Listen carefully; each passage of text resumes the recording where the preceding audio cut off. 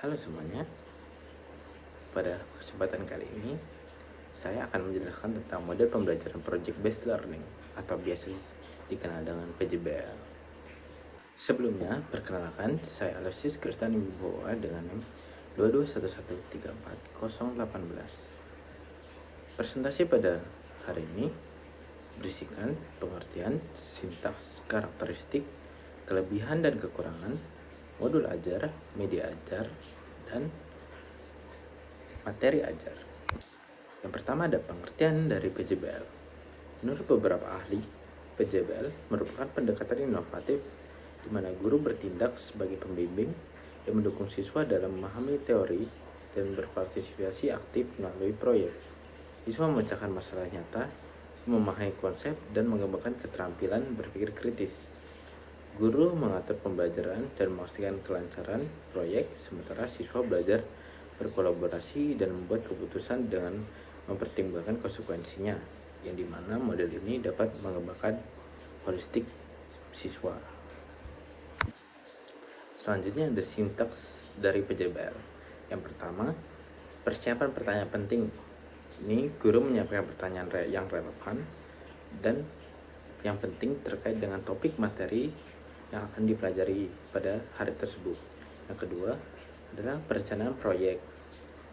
Guru menyusun rencana proyek yang mencakup tujuan, langkah-langkah, dan sumber daya yang diperlukan. Yang ketiga, penjadwalan. Guru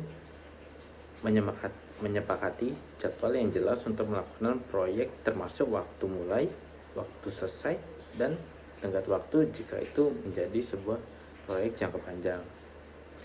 Yang keempat, monitoring pelaksanaan. Guru itu memantau dan mengawasi proses pembelajaran siswa untuk memastikan bahwa semua langkah terpenuhi sesuai dengan tujuan dan rencana. Yang kelima, pengujian dan penilaian. Guru menguji hasil proyek yang telah dibuat oleh siswa dan memberikan penilaian berdasarkan karakter yang telah ditetapkan.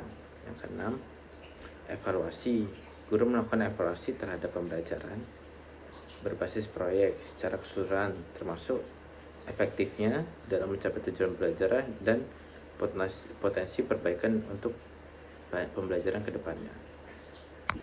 Selanjutnya ada karakteristik dari PJBL. Yang pertama, sentralitas. Itu artinya proyek harus menjadi inti dari kurikulum, bukan cuma sekedar tambahan atau yang lainnya. Yang kedua, pengarahan dan pertanyaan. Proyek PJBL menekankan pertanyaan atau masalah yang mendorong pemahaman konsep inti. Pertanyaan tersebut harus dirancang untuk memunculkan pemikiran mendalam dan terkait dengan berbagai mata pelajaran. Yang ketiga, penyelidikan konstruktifme, yang artinya siswa harus terlibat dalam proses penyelidikan yang aktif, di mana mereka membangun pengetahuan baru untuk memastikan proyek benar-benar menantang siswa untuk berpikir kritis. Yang keempat, otonomi. Proyek harus didorong oleh siswa secara signifikan, bukan hanya mengikuti instruktur guru. Yang kelima, realistis. Proyek harus memberikan pengalaman yang nyata dan autentik dengan kehidupan nyata para peserta didik. Itu termasuk menangani masalah atau pernyataan yang relevan dengan dunia nyata, bukan hanya dengan simulasi di sekolah. Selanjutnya, kelebihan dan kekurangan PJBL. Dalam setiap model tentunya ada kelebihan dan kekurangannya masing-masing, terutama dalam PJBL. Dalam PJBL, kelebihannya itu yang pertama, meningkatkan kemampuan siswa dalam mengelola informasi dan memecahkan masalah. Yang kedua, mengembangkan karakteristikas pikir siswa melalui pembuatan produk. Yang ketiga, peningkatan motivasi, rasa percaya diri, toleransi, dan tentunya kerjasama antar siswa. Yang keempat, meningkatkan semangat belajar siswa dan kemampuan dalam mengelola sumber daya yang ada. Selanjutnya, kalau tadi ada kelebihan, sekarang ada kekurangan. Kekurangan PJBL yang pertama, memerlukan waktu yang cukup lama untuk menyelesaikan masalah.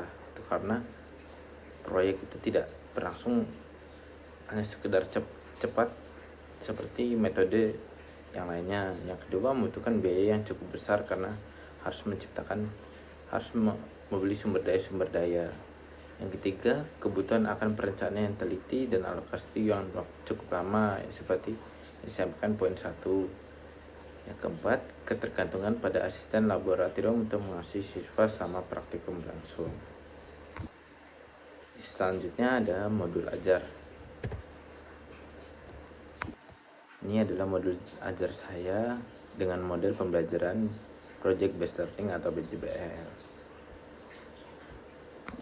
Oke, di sini ada kegiatan pembelajaran yang sama seperti di sintaks. Ada tahap pertanyaan penting, perencanaan proyek, penjadwalan, terus siswa melakukan kegiatan, tahap monitoring, dan tahap evaluasi.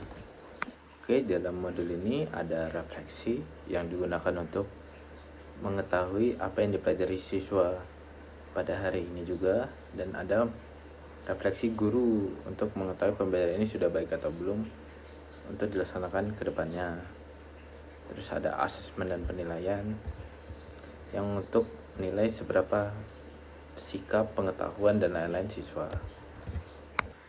Selanjutnya ada kegiatan pengayaan dan remedial. Kegiatan remedial ini melibatkan peserta yang belum mencapai peserta didik, sedangkan kegiatan pengayaan itu diberikan kepada peserta didik yang sudah memenuhi syarat ketentuan yang berlaku. Selanjutnya ada media ajar Project Based Learning. Nah, ini adalah media ajar saya yang bernama Apa Fungsiku. Itu cara bermainnya. Guru menjelaskan bagaimana siswa mengisi fungsi dari panca indera masing-masing itu. Yang kedua, guru memperlihatkan fungsi yang akan diisi oleh siswa. Yang ketiga, siswa mengisi dengan mencocokkan antara panca indera dengan fungsinya. Yang keempat, siswa menempelkan fungsi sesuai dengan panca inderanya. Lalu guru mengawasi serta memperbaiki jika siswa salah menempel atau ada kesalahan dalam pengisian yang lainnya. Oke, selanjutnya jika tadi ada konvensional, sekarang ada yang berbasis IT. Itu cara bermainnya. Namanya dulu. Untuk namanya itu namanya open box. Itu cara menggunakannya. Guru akan menyediakan akses khusus berupa tautan yang akan diakses dengan siswa. Kemudian siswa akan mengakses tautan tersebut, dan di dalam tautan tersebut terdapat sebuah kotak yang berjumlah 10 buah kotak, yang di dalamnya siswa dapat membuka masing-masing kotak. Yang di dalam kotak berisikan pertanyaan. Jadi siswa akan membuka kotak tersebut lalu akan menjawabnya satu persatu sampai dengan kotak itu selesai atau semuanya terjawab dengan benar. Oke, selanjutnya ada materi ajar. Materi ajar sini mengenai sistem panca indera manusia, yang di dalamnya berisikan pengertian dari panca indera, dan lanjut ke masing-masing fungsi dari panca indera serta pengertiannya. Yang pertama itu ada pengertian mata serta fungsinya, pengertian hidung dan fungsinya, telinga, lidah, kulit. Oke, berlanjut ke merawat panca indera, yang di dalamnya berisikan cara-cara merawat panca indera seperti merawat mata, merawat hidung, telinga, lidah, kulit. Dan berlanjut ke soal evaluasi yang harus diisi oleh siswa yang berisikan 10 soal. Oke, sekian presentasi dari saya. Terima kasih.